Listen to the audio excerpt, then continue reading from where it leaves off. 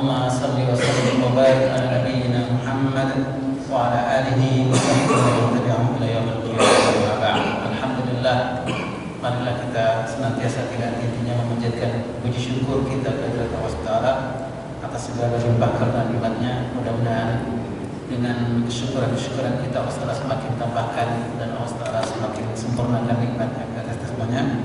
Dan mudah-mudahan Allah Taala senantiasa limpahkan ampunannya, kasih sayangnya, dan senantiasa dijaga, dipelihara, dilindungi dari berbagai macam musibah, bencana, fitnah, dan kita dapat bertemu dengan as-salah dalam keadaan husnul khatimah. Amin ya rabbal alamin. Kita lanjutkan pelajaran kita pada pertemuan sebelumnya tentang permasalahan hudud, yakni perbuatan-perbuatan apa yang disebut dengan pelanggaran-pelanggaran hukum gitu ya, kejahatan-kejahatan yang mengharuskan adanya hukuman, seperti minuman keras, seperti berzina, seperti mencuri, seperti merampok pada pertemuan sebelumnya, kemudian seperti murtad, yang semuanya itu mengharuskan adanya hukuman yang hukumannya langsung ditetapkan oleh Allah Ta'ala sendiri. Karena agama ini ada yang disebut dengan ad-daruriyat al-khams, 5 hal yang sangat darurat yang harus dijaga, dan ketika itu dilanggar menjadi satu kejahatan yang mengharuskan adanya hukuman. Yaitu agama ini misinya adalah menjaga hifdzuddin, menjaga agama. Agama ini harus dijaga, harus dimuliakan, dan harus ditaati segala aturan-aturannya. Tidak ada paksaan untuk masuk agama Islam, tapi begitu masuk agama Islam, agama ini penuh dengan ilmu yang menghidupkan akal. Ketika akal itu sampai kepada satu tahap, fahamlah dia bahwa agama ini luar biasa. Yang kedua, hifdzun nafs, menjaga nyawa, bahwa Allah Ta'ala menciptakan setiap hambanya nyawa, yang kemudian nyawa itu akan dipertanggungjawabkan. Jadi setiap yang hidup, yang berupa mukallaf, orang-orang yang mukallaf ini, orang-orang yang mendapatkan beban hukum ini, dia dikaruniakan nyawa untuk dia mengabdi kepada Allah Ta'ala, dan nyawa itulah yang harus dijaga karena anugerah langsung daripada Allah Ta'ala.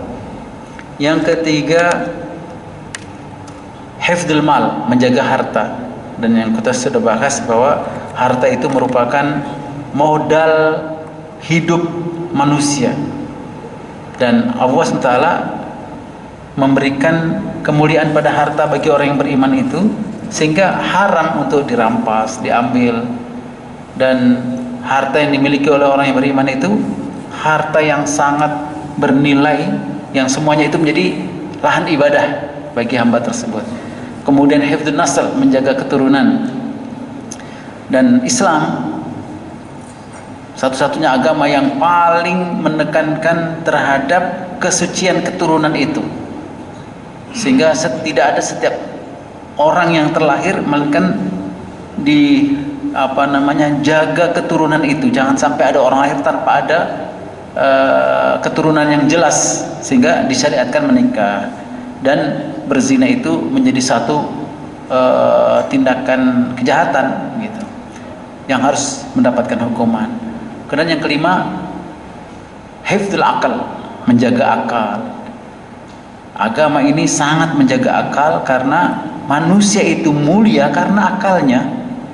Dia bisa belajar, bisa memahami suatu masalah, bisa menyelesaikan berbagai macam problema dengan akal, kemampuan akalnya. Dan manusia itu mampu untuk ditingkatkan potensinya itu sampai melepasi batas, beyond the limit, yang tidak dimiliki oleh kekuatan manapun.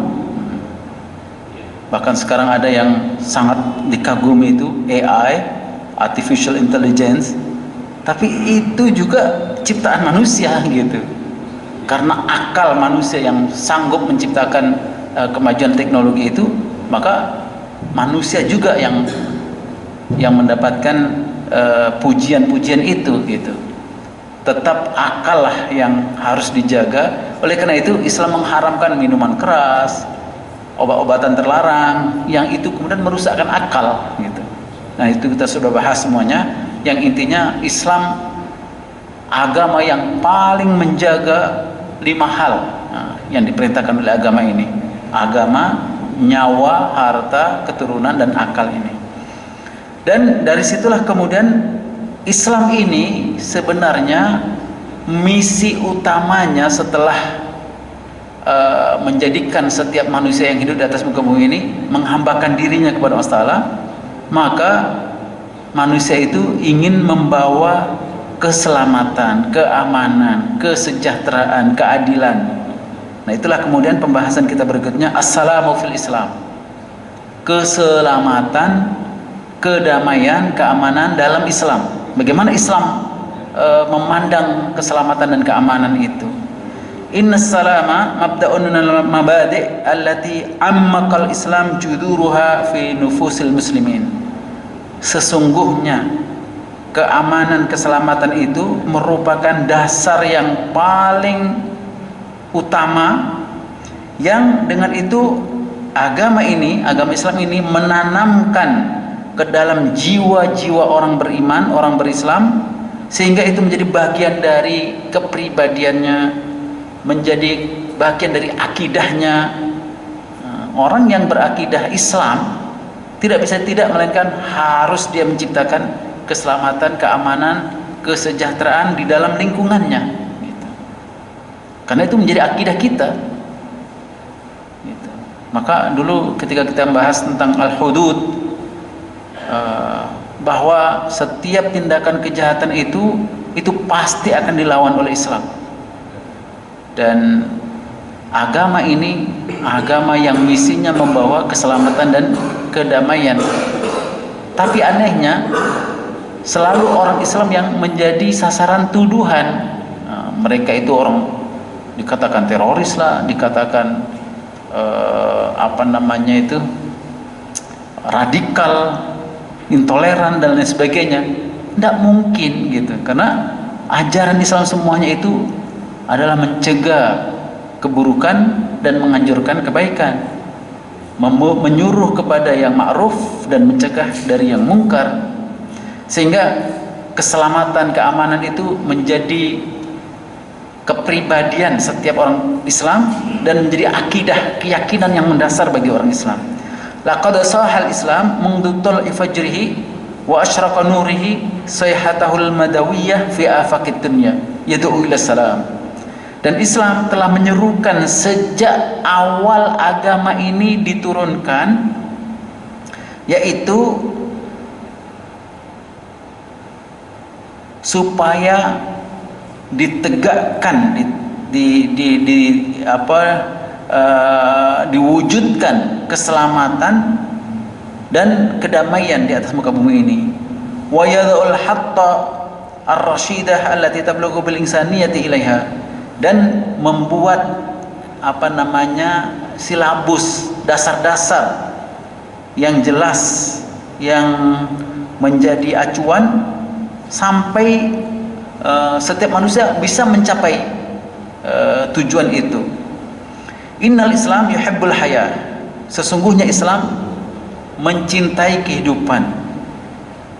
Tidak ada ajaran dalam Islam yang menyuruhkan kita untuk membenci atau menghindari kehidupan ini gitu. Tidak, tapi justru kita dianjurkan untuk mencintai kehidupan ini dan memuliakannya. Dan yuhabbibun nas fiha, menganjurkan manusia untuk mencintai kehidupan itu. Wa huwa lidzalika yuharriruhu minal khauf, sehingga dengan itu membebaskan manusia dari rasa takut. Memang kalau orang itu nggak siap menghadapi kehidupan ini, yang ada rasa takut gitu. Maka Islam memberikan motivasi untuk menjalani kehidupan ini dengan penuh kesenangan, kebahagiaan, kecintaan gitu ya. Wa yurassimu tariqa al-misla li ta'ishal insaniyah muttajiha ila ghayatiha, dan membuat gambaran jalan yang ideal yang bagus untuk manusia ini bisa hidup mencapai tujuannya yang mulia, yang maju. Wa hiya mudallilah bidilalil amni wal amni al warifah, dan hidup di bawah payung aman dan sejahtera. Walafdul Islam, dan kata-kata Islam itu sendiri, agama ini diambil dari kata-kata, menjadi Islam itu adalah ma'khudun min madatis salam, diambil dari kata-kata salam, sin, lam, alif, mim, salam, yakni keselamatan, keamanan. Li'anna salam wal Islam yaltaqiyani fi tawfirit tuma'ninah wal amni was sakinah, karena rasa selamat, aman dan Islam itu bertemu dalam mewujudkan ketenangan, keamanan dan ketentraman. Jadi kata Islam itu dari kata salam, yang artinya sejahtera, selamat, aman gitu. Jadi agama ini agama yang menekankan adanya keselamatan, keamanan dan ketentraman itu. Wa rabbu hadzal din, dan Tuhannya agama ini, yakni Allah SWT, di antara nama-namanya adalah As-Salam. Salam juga keselamatan, keamanan, ketentraman. Li'annahu yu'amminun nasa bima syara'a minal mabadi', karena Allah lah yang menjadikan manusia ini aman, tentram dengan syariat-syariat yang diturunkan. Wa bima rassama min khitatin wa manahijin, sebagaimana Allah Ta'ala meletakkan khitah, yakni jalan, cara hidup, dan manahij, yakni program-program untuk hidup.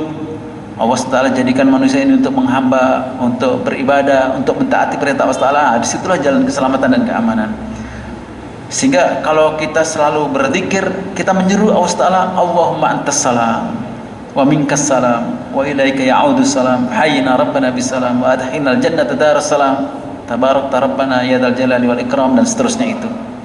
Allahumma antas salam, ya Allah engkaulah keselamatan, wa minkas salam, dan darimu lah ya Allah keselamatan itu, wa ilaika ya'udus salam, dan kepadamulah ya Allah keselamatan itu akan kembali. Fahayyina rabbana bisalam, semuanya salam-salam gitu. Maka hidupkanlah kami ya Allah dengan selamat.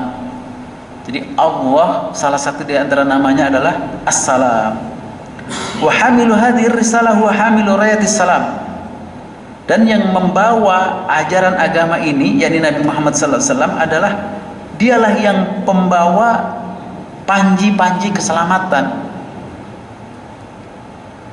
Li'annahu yahmilu ilal basyariyati al-huda wan nur wal khair wal rasyad, karena Nabi SAW dialah yang membawa kepada manusia ini petunjuk, cahaya, kebaikan dan jalan yang benar. Dan Nabi SAW bersabda, innama ana rahmatun muhaddatun, atau innama ana rahmatun muhdatun, sesungguhnya saya, kata Nabi SAW, adalah rahmat, karunia dari Allah Ta'ala, berupa kasih sayang Allah Ta'ala yang memberikan petunjuk kepada manusia, yang menjadi petunjuk bagi manusia. Dan Al-Quran juga memberikan pujian, wa ma arsalnaka illa rahmatan lil alamin, dan tidaklah kami mengutus engkau wahai Muhammad, yakni Allah Ta'ala berfirman, melainkan sebagai rahmat kasih sayang bagi alam semesta ini, dalam surah Al-Anbiya ayat 107. Itu Nabi SAW membawa keselamatan, kasih sayang, kedamaian kepada umat manusia seluruhnya. Wa tahiyatul muslimin allati tu'alliful qulub wa tuqawwis silah wa turabbitul insan bi akhihi al-insan hiya as-salam. Dan ucapan selamat orang-orang Islam yang bisa menjadikan hati-hati mereka itu bersatu, kemudian bisa mempunyai ikatan yang bisa menyatukan manusia sesama saudara manusia, yaitu ucapan salam. Assalamualaikum, assalamualaikum. Coba apa kurangnya dengan Islam ini? Semuanya serba ucapan salam. Wa aulan nasi billahi wa aqrabahum ilaihi min man bada'ahum bisalam. Sebaik-baik manusia di sisi Allah Ta'ala dan yang paling dekat kepada Allah Ta'ala adalah yang memulai segala sesuatu dengan salam, yang mengisytiharkan, yang mendeklarasikan ucapan salam, kedamaian gitu. Wa badzalas salam lil alam, dan dia memperjuangkan keselamatan untuk alam semesta ini. Wa ifsya'uhu juz'un minal iman, dan menyebarkan keselamatan, keamanan itu bagian dari keimanan. Wa qad ja'alallahu tahiyyatal muslimina bihadzal lafz, dan Allah Ta'ala memberikan ucapan penghormatan bagi umat Islam ini dengan ucapan salam. Wal isy'ari bi anna dinahum dinas salam wal aman, dan supaya menjadi syiar, menjadi lambang bahwa agama ini membawa keselamatan dan keamanan. Wahum ahlus silmi wa muhibbus salam, dan orang-orang Islam itu dialah yang pembawa keselamatan dan pencinta keselamatan, kedamaian. Oleh karena itu Nabi kita sallallahu alaihi wasallam bersabda, innallaha ja'ala salam tahiyyatan li ummatina wa amanan li ahli dhimmatina. Sesungguhnya Allah Ta'ala menjadikan ucapan salam, assalamualaikum, assalamualaikum, itu menjadi ucapan penghormatan bagi umat kita, umat kami, kata Nabi sallallahu alaihi wasallam. Jadi itu dulu ucapan malaikat kepada para nabi ketika mendatangi para nabi itu, seperti Nabi Ibrahim didatangi oleh malaikat, kemudian Nabi Ibrahim, Nabi Musa, jadi salamun, salamun, salamun. Tapi Allah menyempurnakan ucapan itu dengan assalamualaikum, dan disempurnakan lagi assalamualaikum warahmatullahi wabarakatuh. Coba, itu orang yang mengucapkan salam kepada sesama manusia itu seolah-olah dia mengibarkan panji bendera bahwa keselamatan menaungi kalian semuanya, seolah begitu. Dialah yang bertanggung jawab untuk menjaga keselamatan itu.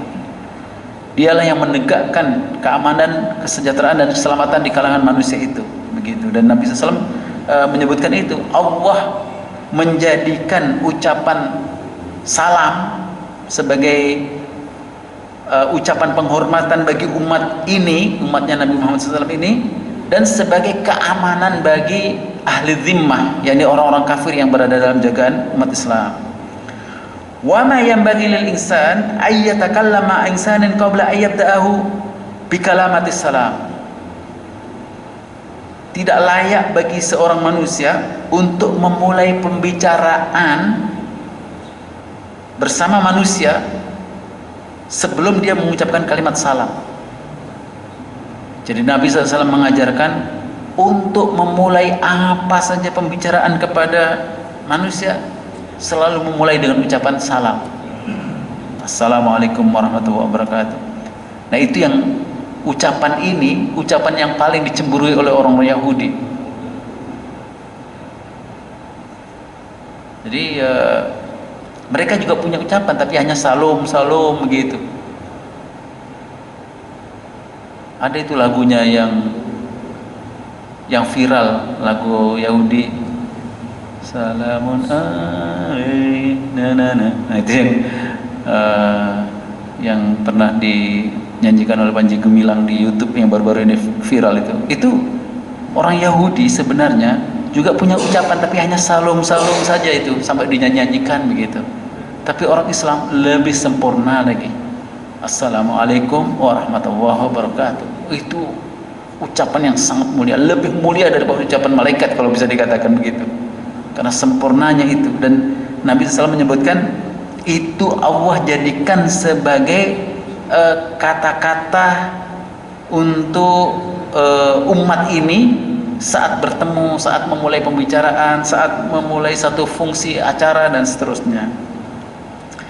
Yaqulu Rasulullah sallallahu alaihi wasallam, Assalamu qabla salam qabla kalam. Jadi assalam qabla kalam. Keselamatan sebelum memulai suatu pembicaraan. Jadi harus kita mengucapkan salam itu sebagai jaminan bahwa kita menjamin keselamatan di tempat itu, gitu.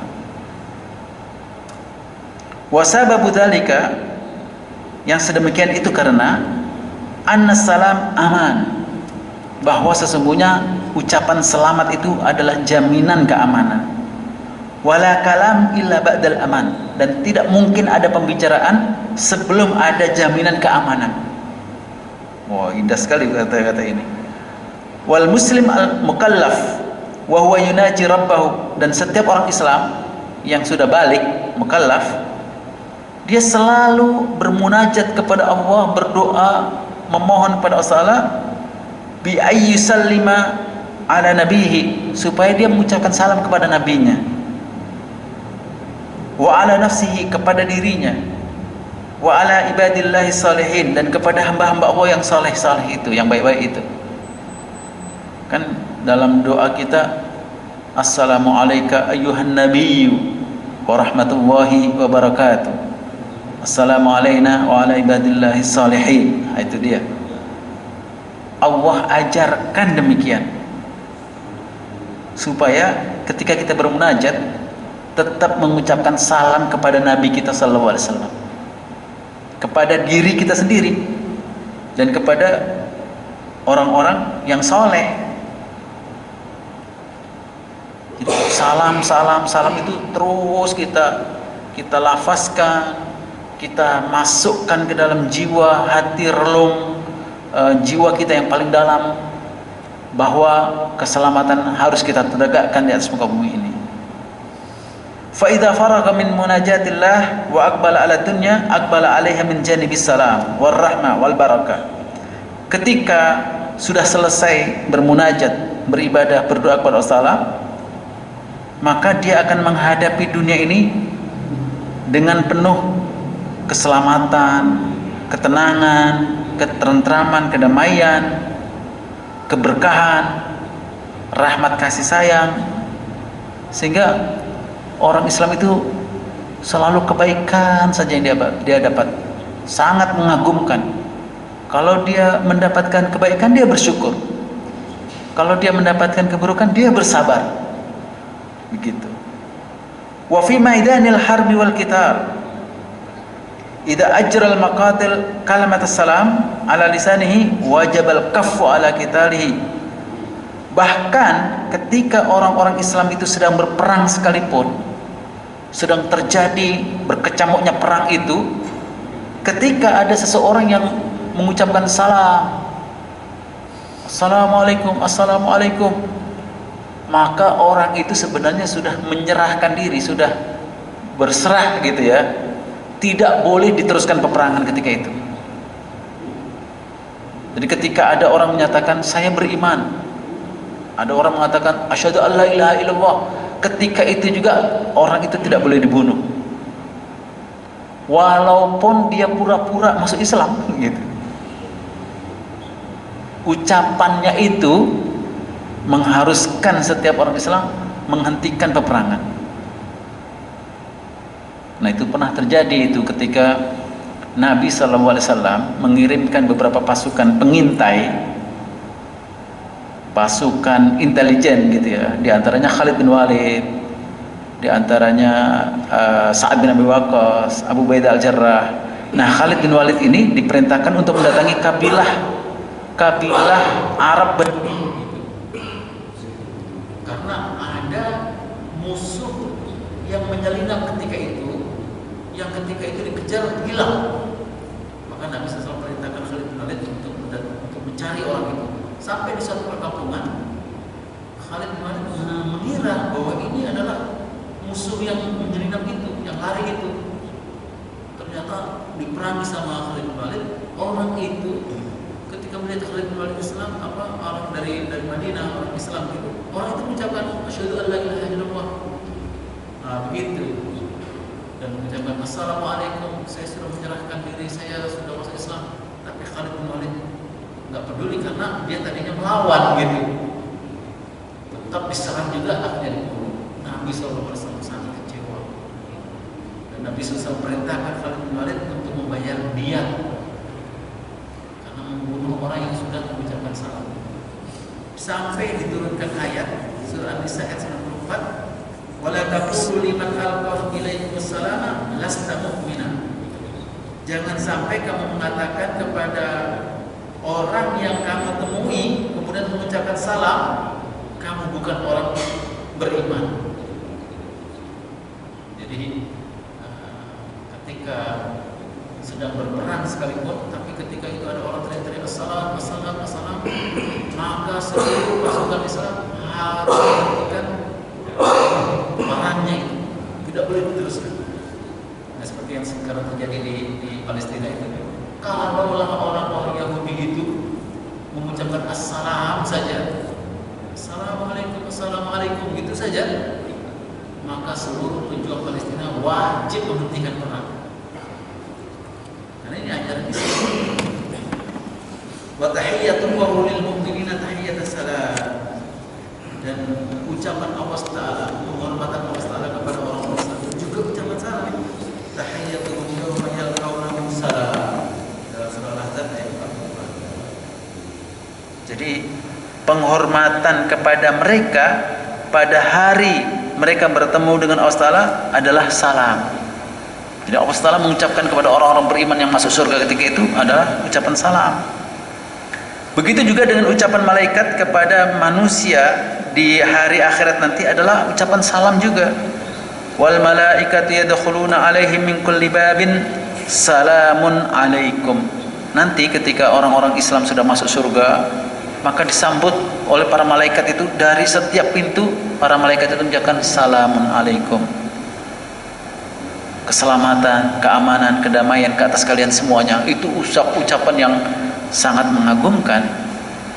Nah, itu yang dicemburui oleh orang-orang Yahudi karena mereka menggantikan salam itu dengan good morning, good evening, good afternoon, dan itu nggak ada maknanya. Gitu. Tapi orang Islam, assalamualaikum warahmatullahi wabarakatuh. Dari ujung dunia paling barat sampai ujung dunia paling timur, dari paling selatan sampai paling utara, sama semuanya ucapan orang Islam itu, nggak ada yang berbeda. Maka kalau ada orang-orang yang berupaya untuk menggantikan ucapan salam itu, nggak akan lama, karena itu bukan dari ajaran Islam. Dulu adalah ucapan salam Pancasila lah, kemudian salam apalah pokoknya begitu. Nah, nggak akan lama, karena itu bukan dari ajaran Islam. Gitu. Wa mustaqarr salihina darul amni wassalam, dan tempat kembalinya orang-orang soleh nanti pada hari kiamat itu adalah negeri yang aman, negeri yang penuh keselamatan. Wallahu yad'u ila daris salam, dalam surah Yunus ayat 25. Allah menyeru hamba-hambanya ke negeri yang penuh dengan keselamatan, keamanan. Wa ahlul jannati la yasma'una minal qawli wa la yatahaddatsuna bil lughati ghairus salam. Dan penduduk-penduduk surga nanti di akhirat tidak ada satu perkataan pun selain perkataan assalam. La yasma'una fiha lawa wa la ta'sima illa qilan salaman salama, dalam surah Al-Waqiah. Mereka tidak mendengar di dalam surga itu perkataan yang sia-sia, perkataan yang mengandung dosa, melainkan hanya perkataan salaman salama, salam salam salam. Jadi ajaran Islam yang paling inti adalah bagaimana menegakkan keselamatan, keamanan, kesejahteraan ini. Oleh karena itu doa kita, adkhilnal jannata daras salam, ya Allah masukkanlah kami kepada surga, negeri yang penuh dengan keselamatan itu. Jadi semuanya salam. Wa kasratu tikrari hadzal lafzi assalam, dan kita dianjurkan juga untuk memperbanyak lafaz-lafaz assalam, karena itu memang ajaran agama ini gitu. Ma'ihatatin bil jawi ad-dini an-nafsi min sani ayyukidul hawas jami'uha wa yuwajjihul afkar, supaya pikiran kita, hati kita, perasaan kita, insting kita semuanya mengarah kepada terwujudnya keselamatan itu. Bal innal Islam yujibul adli wa yuharrimuz zulmi. Bahkan Islam pun mewajibkan keadilan dan mengharamkan kezaliman. Adil itu artinya menempatkan sesuatu pada tempatnya. Kebalikan dengan zalim, meletakkan sesuatu yang bukan pada tempatnya. Wa yaj'alu min ta'alimihi as-samiyah wa qimati ar-rafi'ah min al-mawaddah war-rahmah wat-ta'awun wal-isar wat-tadhiyah. Dan Islam menjadikan ajarannya yang paling tinggi, yang paling berharga, yang paling mulia adalah mawaddah, kasih sayang, rahmah. Kalau mawaddah, bedanya mawaddah dengan rahmah itu, kalau mawaddah itu sesuatu yang harus diwujudkan. Tapi kalau rahmat ini adalah kasih sayang yang anugerah dari Allah Ta'ala. Jadi suami istri itu selain mawaddah juga rahmah. Mawaddah itu kebahagiaan, kesenangan yang harus dimunculkan oleh suami istri itu. Harus diupayakan dengan saling memberi nafkah, dengan saling menjaga, memuliakan. Tapi kalau rahmat itu memang anugerah dari Allah Ta'ala sendiri. Sayangnya seorang ayah, seorang suami kepada istri, kepada keluarganya itu dibela mati-matian, habis-habisan. Nah itu rahmat Allah Ta'ala. Nah tapi ketika sayangnya seorang suami kepada istrinya, dibelai-belainya, nah, itu namanya mawaddah gitu. Wal isar, saling mendahulukan hak orang lain gitu. Wat tadhiyah, pengorbanan. Wa inkaru dzat wa ma yulatiful haya wa yatiful qulub wa yuakhi bainal insan wa akhi. Dan Islam mengajarkan kelembutan dalam menghadapi hidup, saling berkasih sayang, saling mengeratkan persaudaraan.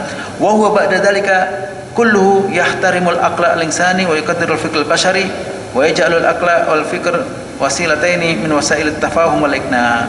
Dan kemudian Islam memuliakan akal manusia ini, karena tidak mungkin bisa memahami makna yang sebenarnya dari sana itu melainkan dengan akalnya manusia itu. Maka dijadikan akal ini sebagai cara, wasilah untuk bisa mewujudkan pemahaman-pemahaman yang didapat dari Islam yang mulia ini. Fahuwa la yuraghimu ahadan ala aqidatin mu'ayyanah wa la yaqra insanan ala nazaratin khasah bil kauni aw at-tabi'a wal insan hatta fi qadaya ad-din wa yuqarrir annahu la ikraha fid din. Sehingga akal manusia itu faham betul bahwa agama ini mengajarkan kemuliaan, keselamatan, kedamaian. Tidak dipaksa untuk masuk agama ini, melainkan dia sendiri faham bahwa agama ini penuh dengan kebaikan-kebaikan. Sehingga Allah Ta'ala berfirman, la ikraha fid din, qad tabayyana ar-rusydu minal ghayy. Tidak ada paksaan bagi setiap orang untuk masuk agama ini, karena sudah jelas mana petunjuk dan mana kesesatan. Dan Islam itu semuanya berisi petunjuk-petunjuk, tidak ada kesesatan. Maka kalau orang mengingkari Islam berarti dia memang menghendaki kesesatan gitu. Dan Allah Ta'ala berfirman, walau syaa rabbuka la amana man fil ardi kulluhum jami'a. Kalaulah sekiranya Allah menghendaki, niscaya dijadikan seluruh penduduk bumi ini semuanya beriman. Semuanya beriman. Kalau Allah menghendaki demikian.